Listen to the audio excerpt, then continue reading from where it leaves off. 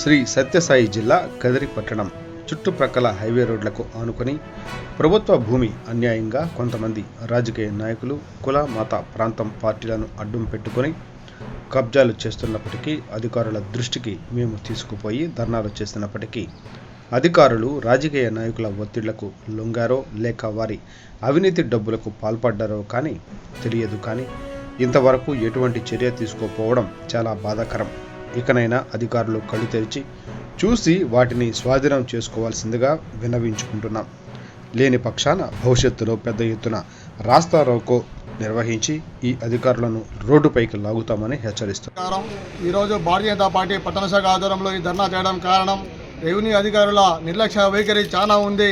దాదాపు నేను స్వయంగా 9 నెలల నుంచి ఇక్కడ చాలా ధర్నాలు 3 సార్లు ధర్నా చేసాము. దాదాపు 185 మంది బాధితుల తరఫున మేము అధికారులని పదే వాళ్ళ ఇంటబడి అడిగినా కూడా ఎంఆర్ఓ ఉంటే ఆర్ఐ ఉన్నాడు, ఆర్ఐ ఉంటే సర్వేర్ ఉన్నాడు, సర్వేర్ ఉంటే ఇంకా ఎవరు లేకుండా పోవడం చాలా బాధాకరం.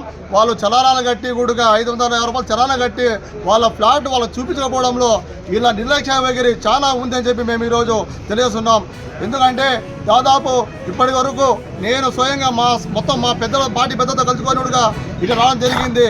ఇక ముందైనా అధికారులు తీరు మార్చుకొని ప్రజల పట్ల చిత్తశుద్ధితో పనిచేయాల్సిన అవసరం ఉంది.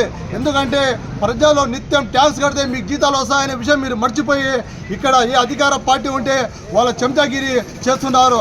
చెంచాగిరి మానుకొని ప్రజలకు పనిచేయాల్సిన అవసరం ఎంతైనా ఉంది. రాబోయే రోజుల్లో మీ తీరు మార్చుకోకపోతే ఇంకా పెద్ద ఎత్తున ధర్నా చేస్తాం, మీ రోడ్డు ఇడుస్తాం, మీ పైన కేసులు వేస్తాం, మీ కథ ఎంత త్వరగా చూస్తాం అని చెప్పి ఈరోజు మీ అందరికీ తెలియజేసుకుంటూ సెలవు తీసుకుంటున్నాం.